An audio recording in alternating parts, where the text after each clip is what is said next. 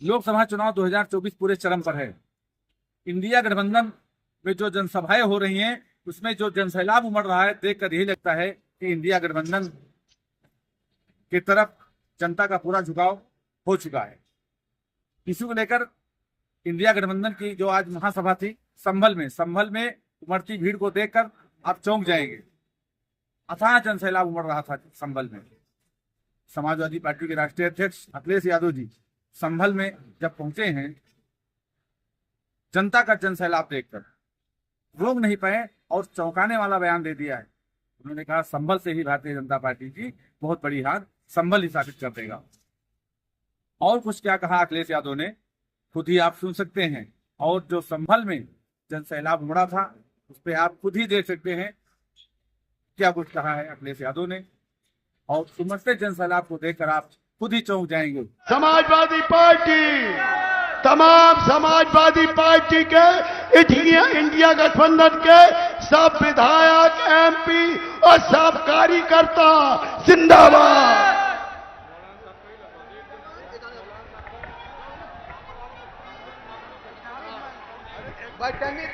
हमारे बीच में युवा दिलों की धड़कन, संभल जाओ।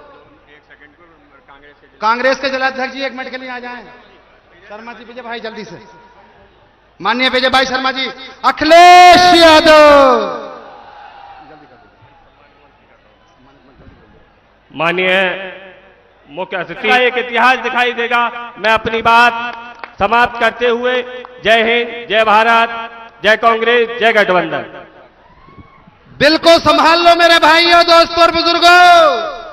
अब युवा दिलों की धड़कन, माननीय राष्ट्रीय अध्यक्ष जी का यहाँ आना, ये आवाम सारी बिलारी की है। यादव भाई, मौर्य भाई, मुसलमान भाई, कश्यप भाई, प्रजापति भाई, जाटव समाज और जितने भी समाज हैं भाई यहाँ बैठे हैं, महान दल, लोकदल, कांग्रेस, जोरदार आपका दिल की गहराइयों से बहुत बहुत शुक्रिया मेरे भाइयों। हमें और इस चुनावी जनसभा में आए हुए हमारे सभी आदरणीय बुजुर्ग, किसान भाई, नौजवान साथी, पत्रकार बंधुओं, मैं सबसे पहले आप सबका बहुत बहुत धन्यवाद और आभार प्रकट करना चाहता हूं। जहां इतनी गर्मी है और दोपहर की चिलचिलाती धूप में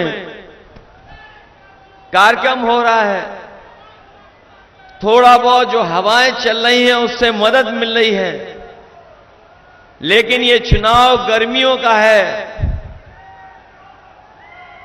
हम लोग लगातार समाजवादी पार्टी और इंडिया गठबंधन के तमाम साथियों के लिए आप लोगों से निवेदन करते आ रहे हैं, जहां जहां गए हैं और जिस तरह का माहौल नजर आ रहा है,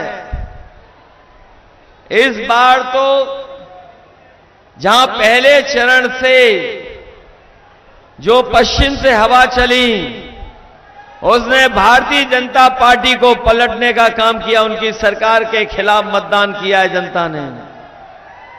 दूसरे चरण में भी हमें और आपको वही देखने को मिला। लोग भारतीय जनता पार्टी को स्वीकार नहीं कर रहे हैं और अब आप लोगों की बारी है तीसरे चरण के चुनाव के लोगों की। ये तीसरा चरण बहुत ही महत्वपूर्ण तो है ही है, लेकिन इस हिस्से से शुरू होकर के हमारे घर तक चुनाव है। आपको याद होगा यहां नेताजी भी रह चुके हैं, लोकसभा के सांसद। आप लोगों ने उनको भी जिताया था, तो यहां की लोकसभा से लेकर के मैनपुरी की लोकसभा तक वोट पड़ने जा रहा है। और इस चरण में मैं कह सकता हूं कि भारतीय जनता पार्टी का किसी भी लोकसभा में खाता नहीं खुलने वाला।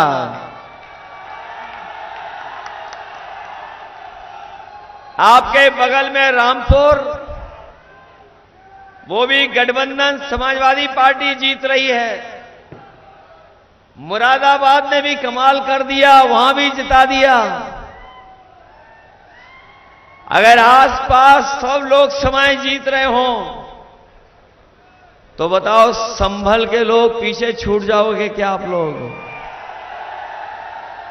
मैं संभल के लोगों से अपील करना चाहता हूं कि जब भारतीय जनता पार्टी की सबसे ज्यादा हार वाली सीटों की गिनती हो, देश में जहां सबसे ज्यादा वोटों से भारतीय जनता पार्टी हारी हो, उस गिनती में भी संभल लोकसभा आना चाहिए। और इसलिए क्योंकि ये जहां श्रद्धांजलि देने का भी चुनाव है, ये चुनाव विशेष परिस्थितियों में हो रहा है। आप में से बहुत सारे साथियों को पता होगा कि हम लोगों ने टिकट यहां से बहुत ही लोकप्रिय और आपके बीच के नेता शफीकुर रहमान बर्क साहब को सबसे पहले दे दी थी, लेकिन किन परिस्थितियों के वजह से हमारे बीच नहीं रहे। इसलिए जहां ये श्रद्धांजलि देने का चुनाव है, वहीं जिंदा दिल यादों का भी चुनाव है। एक ऐसे इंसान को हम लोगों ने खोया जो बिल्कुल दिल दिमाग से बिल्कुल साफ थे और अपने लोगों की बात और हक और अधिकार के लिए हमेशा खड़े रहते थे। इसलिए उनको याद कर करके, उनको श्रद्धांजलि देते हुए एक एक वोट हमारे समाजवादी पार्टी और गठबंधन के जियाउर रहमान को ऐतिहासिक वोटों से जिताने का काम करना। ये जो बीजेपी वाले घूम भी रहे हैं, पहले इन्होंने 400 पार का नारा दिया, जैसे ही दूसरा चरण खत्म हुआ 400 पार का नारा भूल गए। ये जो 400 की गिनती है, जो लोग कंप्यूटर चलाते होंगे, कभी कभी फॉल्ट आता है तो उसमें भी लिख के 400 ही आता है। ये बीजेपी के लोगों को हवा का रुख नहीं पता था, इसलिए 400 पार कह रहे थे। जब उन्होंने जनता की भावना देखी, सुनी, समझी कि जनता 400 पार नहीं, इस बार जनता 400 सीटें हराने जा रही है, भारतीय जनता पार्टी अपना नारा भूल गए। हमारे किसान नेता, किसान भाई बैठे हैं यहां पर।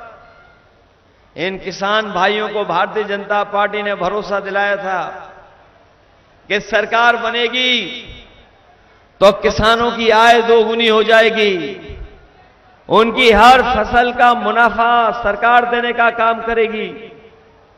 यहां किसान भाई मौजूद होंगे। बताओ, लगातार 10 साल सरकार दिल्ली में रही, उत्तर प्रदेश में 7 साल से सरकार में है।